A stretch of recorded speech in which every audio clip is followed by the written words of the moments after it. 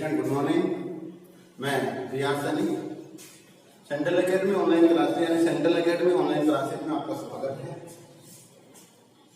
दोस्तों, आज हम जो अपना सीनियर क्लास में कृषि रसायन विज्ञान है उसके बारे में बात कर रहे हैं। सीनियर क्लास की कृषि रसायन विज्ञान हम कर रहे हैं क्लास 11। अपना सब्जेक्ट है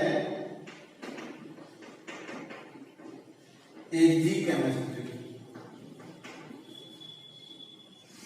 क्लियर? चैप्टर संख्या हम 7 की बात करेंगे। चैप्टर का नाम है पादपों के आवश्यक पोषक तत्व। ये अपना चैप्टर का नाम है। देखो स्टूडेंट, यानी मैं ऐसा कहूँगा कि अब इस लेसन में हम जो पढ़ेंगे वो सबसे इम्पोर्टेंट पढ़ेंगे, जो अपने आगे भविष्य में भी लाभदायक है, महत्वपूर्ण है। इसमें हम क्या है कि पौधों की वृद्धि के लिए कौन कौन से तत्व जिम्मेदार हैं, अगर उनकी कमी हो जाए कौन कौन से रोग होंगे, उनकी कमी को दूर कैसे किया जाए, कौन कौन से तत्व हैं ऐसे, ये कौन से तत्वों को पोषक तत्व कहते हैं, कौन से तत्वों को पोषक तत्व नहीं कहा जाता है, कौन से आवश्यक तत्व हैं, कौन से अनावश्यक हैं, कौन से वृहद पोषक तत्व हैं, कौन से सूक्ष्म मात्रिक तत्व हैं, इन सब के बारे में हम इस अध्याय में पढ़ेंगे, इस चैप्टर में पढ़ेंगे। ये चैप्टर है अपने, इस चैप्टर में माध्यमिक शिक्षा बोर्ड है, उसमें 7-10 नंबर के सवाल आते हैं। इस चैप्टर में से माध्यमिक शिक्षा बोर्ड है वो अपनी जो एग्जाम करवाती है उसमें से कितने नंबर के सवाल देती है? 10 नंबर के सवाल देती है। तो आपको 10 नंबर लाने के लिए इस चैप्टर को बारीकी से अध्ययन करना है, हर चीज के बारे में समझने का प्रयास करना है, एकदम से इजी वे में हम समझाने का प्रयास करेंगे। शॉर्ट लैंग्वेज, सरल भाषा, इसका हम प्रयोग करेंगे। ठीक है? देखो, इससे जो अपना चैप्टर है इसका नाम है पादपों के आवश्यक पोषक तत्व।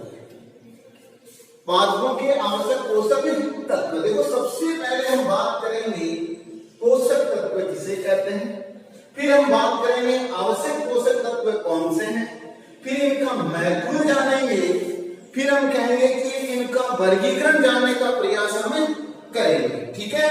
तो सबसे पहले हम जो बात करेंगे वो अपने पास बात है पोषक तत्व की बात करेंगे। पोषक तत्व, क्लियर? पोषक तत्व की बात करें तो इनमें से हम सबसे पहले कि पोषक तत्व किसे कहते हैं, पोषक तत्व की परिभाषा क्या है, इसके बारे में हम जानने का प्रयास करेंगे। तो देखो बेटा, पोषक तत्व का अभिप्राय होता है कि पादपों के लिए आवश्यक वे तत्व है, या मैं कहूं कि वे रासायनिक तत्व है जो पादपों की वृद्धि, किसमें? पादपों की वृद्धि व उपापचय क्रियाओं के लिए आवश्यक हो, या उनके लिए क्या हो कि उनकी आवश्यकता पड़ती हो, वो क्या कहलाते हैं? पोषक तत्व कहलाते हैं। दोबारा ध्यान देना, इसकी परिभाषा होती है वे सभी रासायनिक तत्व है जिनको पौधों की वृद्धि एवं उपापचय के लिए आवश्यकता होती है, पोषक तत्व कहलाते हैं। इसकी परिभाषा लिखते हैं, देखो हम लिखेंगे वे रासायनिक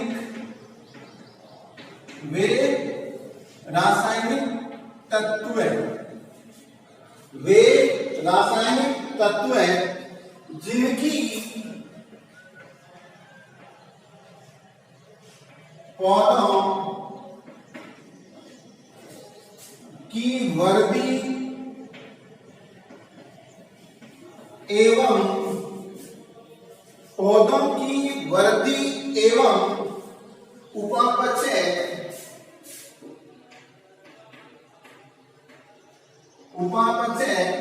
पौधों की वृद्धि एवं उपापचय में आवश्यकता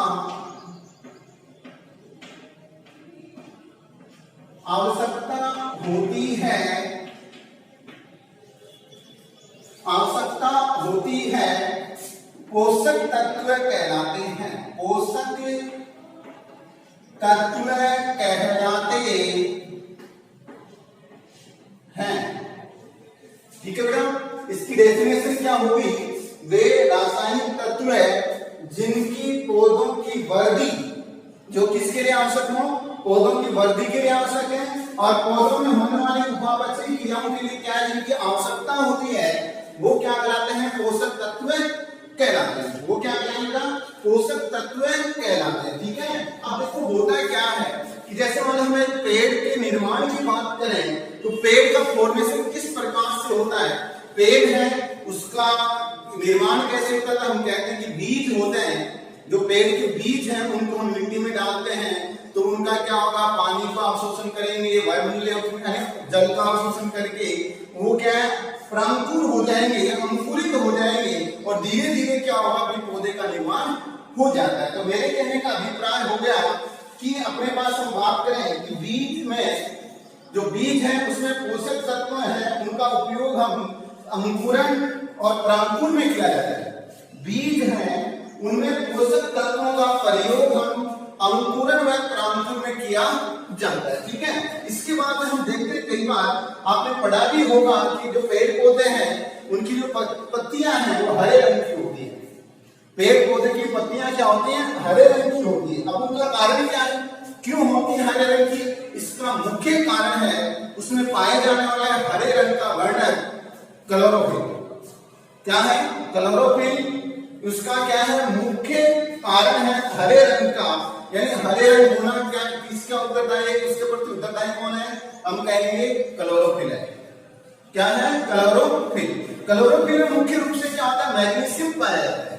क्या पाया जाता है? मैग्नीशियम। तो सपोज कीजिए अगर पौधे में मैग्नीशियम की कमी हो जाएगी, पौधे में मैग्नीशियम की कमी हो जाएगी तो क्लोरोफिल में कमी आएगी, तो उसका हरा रंग है वो किसी को बदलने लग जाए, धीरे धीरे कलर ब्लेच रहे हैं, धीरे धीरे दूसरे कलर में बदलना प्रारंभ कर देता है। तो देखो इसमें मेरे कहने का अभिप्राय ये है कि जो पोषक तत्व है, या मैं ऐसा कहूं कि जो पेड़ पौधे हैं उनकी पत्तियों में उपस्थित, ऐसा कहते हैं जो पादप हैं, पादपों की पत्तियों में उपस्थित, पादपों की पत्तियों में उपस्थित कौन उपस्थित होता है? क्लोरोफिल वर्णक उपस्थित। क्लोरोफिल वर्णक। क्लोरोफिल कैसा क्या है? वर्णक है। वर्णक का होता है रंग उत्पन्न करने वाला। ठीक है ना? क्लोरोफिल वर्णक है की सहायता, क्लोरोफिल वर्णक की सहायता। अब देखो इसकी सहायता से क्या होगा? वायुमंडलीय कार्बन डाइऑक्साइड, वायुमंडलीय कार्बन डाइऑक्साइड व जल तथा अन्य खनिज तत्व या पोषक तत्व है,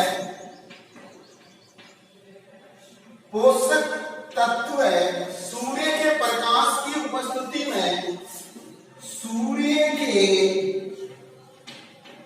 प्रकाश की उपस्थिति में, इसकी उपस्थिति में, सूर्य के प्रकाश की उपस्थिति में कार्बोहाइड्रेट किसका निर्माण करेंगे? प्रकाश की उपस्थिति में क्या करेंगे? उपस्थिति में मिलकर कार्बोहाइड्रेट,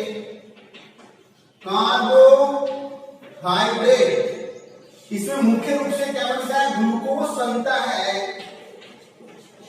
का निर्माण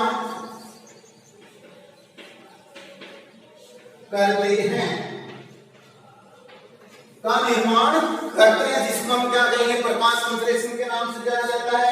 जो क्या प्रकाश की उपस्थिति, जिसे क्या कहेंगे? जिसे क्या कहेंगे? प्रकाश संश्लेषण कहा जाता है।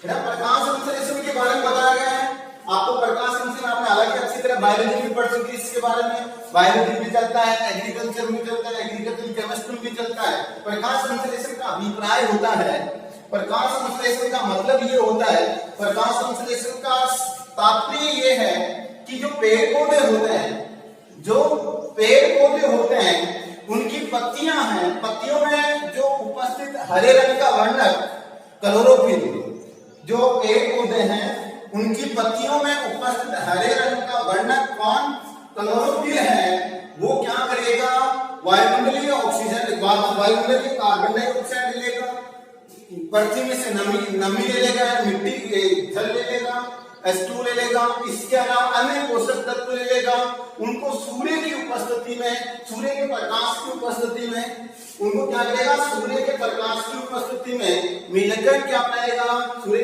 क्या बनाएगा, कार्बोहाइड्रेट, मुख्य रूप से क्या बनाएगा, ग्लूकोज बनाएगा, और इस घटना क्या बोलते हैं, प्रकाश संश्लेषण कहा जाता है। देखो कैसे, आपने क्या लिखा, CO2, एक तो ये, एक क्या लिखोगे, H2O, क्रिया करेंगे किसकी उपस्थिति में, क्लोरोफिल, क्लोरोफिल, ये तो वर्णक हो गया क्लोरोफिल, तो हरे रंग का वर्णक, और प्रकाश की उपस्थिति, प्रकाश की उपस्थिति यानी इंपॉर्टेंस ऑफ लाइट, सनलाइट, सूर्य के प्रकाश की उपस्थिति में क्रिया करके क्या बनाएंगे, ये बनाएंगे C6H12O6, क्या बनाएंगे, C6H12O6 प्लस साथ में क्या बनाएंगे, 6H2O।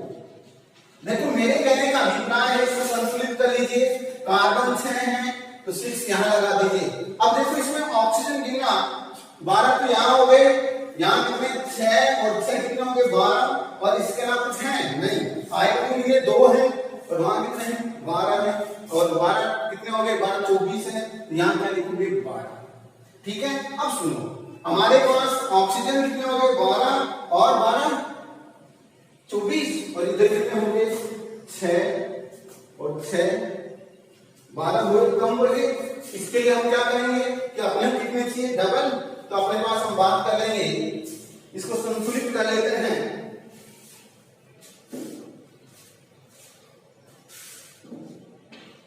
अब देखो 6CO2 प्लस 6H2O क्रिया करेंगे, दोनों मिलकर क्या बनाएंगे, C6H12O6 प्लस साथ में क्या बनाएंगे, O2 का फॉर्मेशन कर लेंगे, ऑक्सीजन का निर्माण कर लेते हैं, ठीक है।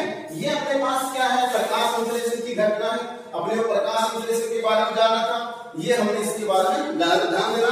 प्रकाश संश्लेषण का मतलब होता है, पेड़ पौधे होते हैं वो क्या करेंगे, प्रकाश की उपस्थिति में, उन पेड़ पौधे में उपस्थित जो क्लोरोफिल है, पत्तियों में उपस्थित हरे रंग का वर्णक क्लोरोफिल है, और प्रकाश की उपस्थिति में CO2 जल व अन्य पोषक तत्वों के साथ मिलकर क्या कार्बोहाइड्रेट बनाता है। इस घटना को क्या कहते हैं, इस घटना को क्या कहा जाएगा, प्रकाश संश्लेषण कहा जाता है, ठीक है।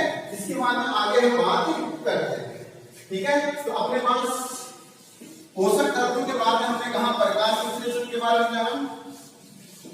इसके बाद में देखो क्या होता है कि कई पोषक तत्व तो ऐसे होते हैं जो पौधों की वृद्धि के लिए आवश्यक होते हैं, पौधों की जो वृद्धि होती है, पौधों की जो प्रभाव है उसके लिए आवश्यक होते हैं, यानी कई पोषक तत्व तो ऐसे भी होते हैं जो क्या है, जिनकी कमी से, जिनकी वृद्धि से क्या पौधों को परोक्ष या प्रत्यक्ष रूप से क्या होता है, प्रत्यक्ष या अप्रत्यक्ष रूप बोल दूं तो उसका प्रभाव पड़ता है, प्रत्यक्ष रूप से पड़ता है या फिर क्या पड़ता है, अप्रत्यक्ष रूप से उसका प्रभाव पड़ता है। तो वो तो क्या हो गए, आवश्यक हो गए, जरूरी हो गए। कुछ ऐसे होते हैं जिनका कोई प्रभाव नहीं पड़ता है, बहुत कम प्रभाव पड़ता है, वो क्या है, अनावश्यक है, उनकी ज्यादा आवश्यकता नहीं है। क्योंकि मेरे कहने का अभिप्राय है कि हम बात करेंगे जो पौधे हैं, पौधों को पोषण के लिए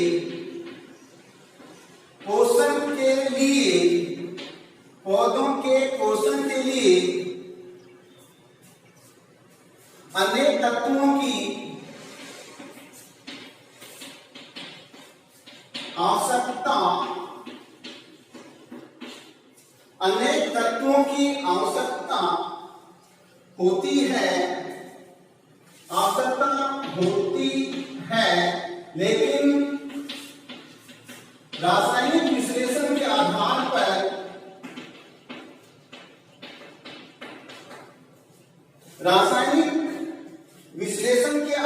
पर ज्ञात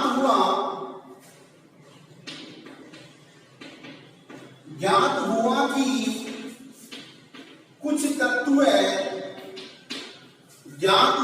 कुछ पोषक तत्व हैं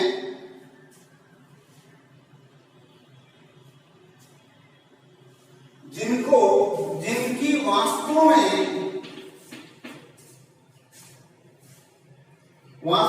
पौधों की संतुलित वृद्धि के लिए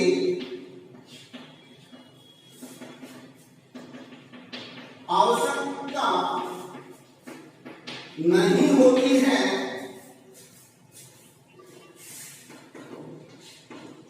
संतुलित वृद्धि के लिए आवश्यकता नहीं होती है। देखो मेरे कहने का मतलब ये हो गया कि जो अपने पोषक तत्व हैं, पेड़ पौधों में पाए जाने वाले पेड़ पौधों के लिए आवश्यक जो पोषक तत्व हैं, उनमें से हमने उनके रासायनिक विश्लेषण के आधार पर या उनके गुणों के आधार पर हमने देखा कि कुछ तत्व ऐसे भी हैं, कुछ तत्व ऐसे हैं जिनके लिए या जिनको जो क्या है पौधों की वृद्धि में क्या है उसको संतुलित वृद्धि के लिए उनकी आवश्यकता नहीं होती। वास्तव में क्या है वो संतुलित वृद्धि के लिए आवश्यक नहीं होते, फिर भी क्या है वो उनके लिए पाए जाते हैं। इसके अलावा कुछ ऐसे पोषक तत्व हैं जो क्या है पौधों की वृद्धि में या पौधों की वृद्धि में या उपापचय क्रियाओं में प्रत्यक्ष में अप्रत्यक्ष रूप से प्रभाव डालते हैं। प्रत्यक्ष में अप्रत्यक्ष रूप से क्या करते हैं प्रभाव डालते हैं। ठीक है, तो आवश्यक पोषक तत्व हैं वो केवल वे ही पोषक तत्व होते हैं। आवश्यक पोषक तत्व में केवल वे ही होता है जो क्या है पौधों की वृद्धि और उपापचय क्रियाओं में प्रत्यक्ष में अप्रत्यक्ष रूप से प्रभाव डालते हैं। ठीक है, तो हम बात करते हैं पोषक तत्वों की बात कर रहे हैं। इसमें हम कहें कि देखो अभी हमने कहा कुछ तो ऐसे होते हैं जिनको क्या है कोई जरूरी नहीं है वो रहे या न रहे, लेकिन कुछ तत्व ऐसे भी होते हैं हम लिखेंगे आवश्यक पोषक तत्व है। क्या आवश्यक पोषक तत्व है केवल वे ही होते हैं। आवश्यक पोषक तत्व केवल वे ही होते हैं जो अभी मैं बात हूं आवश्यक पोषक तत्व केवल वे ही होते हैं जो प्रत्यक्ष या अप्रत्यक्ष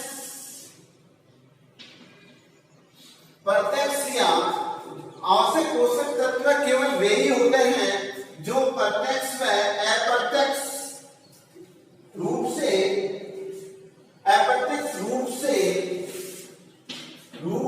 पौधों की प्रत्यक्ष व अप्रत्यक्ष रूप से पौधों की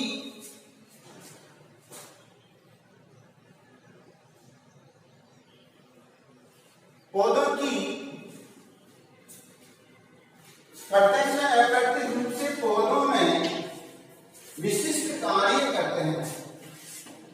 विशिष्ट कार्य करते हैं अर्थात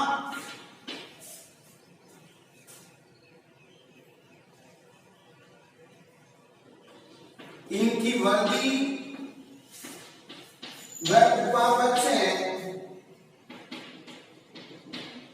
पर प्रभाव डालते हैं। कहने का मतलब ये हो गया प्रत्यक्ष या आवश्यक पोषक तत्व वे पोषक तत्व हैं। आवश्यक पोषक तत्व वे पोषक तत्व होते हैं जो प्रत्यक्ष या अप्रत्यक्ष रूप से पौधों में विशिष्ट कार्य करते हैं, अपना विशेष स्थान रखते हैं, अपने विशिष्ट कार्य के लिए जाने जाते हैं या फिर उनकी वृद्धि में उपापचय क्रिया पर प्रभाव डालते हैं। वो क्या कहलाते हैं सारे आवश्यक पोषक तत्व कहलाते हैं। अब देखो हुआ क्या कि अब अपने पास क्या है खूब सारे पोषक तत्व थे, लेकिन उनके बारे में ये कहा गया कि कौन से आवश्यक पोषक तत्व होंगे और कौन से आवश्यक पोषक तत्व नहीं होंगे। इनका वर्गीकरण है, यानी आवश्यक पोषक तत्व कौन से होंगे और कौन से आवश्यक पोषक तत्व नहीं होंगे, इनकी जानकारी के लिए या इनके बारे में सबसे पहले जो वैज्ञानिक सबसे पहले 1954 में एक वैज्ञानिक आते हैं जिनका नाम है आयरन नामक वैज्ञानिक है। वो ये बताते हैं कि उन्होंने क्या किया, विशिष्ट गुण रखे या विशिष्ट शर्त रखी कि उन शर्त के अकॉर्डिंग जो तत्व रहेंगे वो तो क्या रहेंगे, आवश्यक रहेंगे, और उनकी पालना अगर नहीं करेंगे तो आवश्यक नहीं रहेंगे। तो कहने का अभिप्राय ये हो गया कि सन 1954 में आयरन नामक वैज्ञानिक था, उसने क्या किया, जो पौधे हैं उनके आवश्यकता में अनावश्यकता में वर्गीकरण का प्रयास किया, या फिर उन्होंने बताया कि कौन से तत्व आवश्यक पोषक तत्व है और कौन से तत्व आवश्यक पोषक तत्व नहीं है। कि ऐसे पोषक तत्व हैं, कुछ ऐसे पोषक तत्व थे जो क्या है, कहने का मतलब 1954 में वैज्ञानिक कौन था, आयरन। इसने क्या किया, कुछ महत्वपूर्ण बिंदु दिए, उन बिंदु के आधार पर कहा कि अगर इन बिंदुओं की पालना हो रही है तो क्या है, आवश्यक है, आवश्यक पोषक तत्व है, अगर नहीं हो रही है तो क्या है, आवश्यक पोषक तत्व नहीं। उसमें पहली बिंदु है कि आवश्यक पोषक तत्व हैं वही होते हैं जो क्या है, जिनकी कमी से क्या है पौधे अपने जीवन की वानस्पतिक वृद्धि और प्रजनन क्रिया क्या है प्रभावित करते हैं। मतलब ये हो गया कि आवश्यक पोषक तत्व वही होते हैं, इन्होंने कहा कि आवश्यक पोषक तत्व है वे ही होते हैं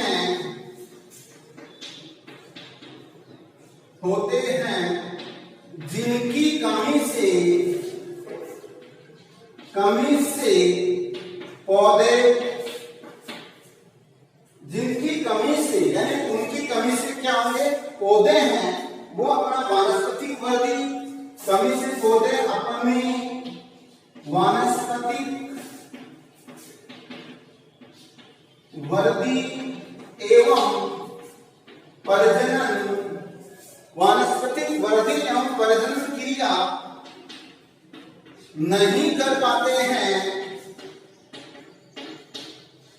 मेरे कहने का अभिप्राय है कि उन्हीं पोषक तत्वों को आवश्यक माना गया है, अगर उनकी कमी पड़ जाए और पौधे अपना कार्य करना क्या कर दें, बंद कर दें, यानी उनकी आवश्यकता हो जरूरी है और उनका कार्य वो ही करते हैं, दूसरे पोषक तत्व कार्य न करें, उनकी कमी से कमी हो जाए तो वही तत्व मिलाया जाए ताकि उनकी कमी दूर की जा सके, दूसरे सहायक तत्वों की आवश्यकता न पड़े। ठीक है ना।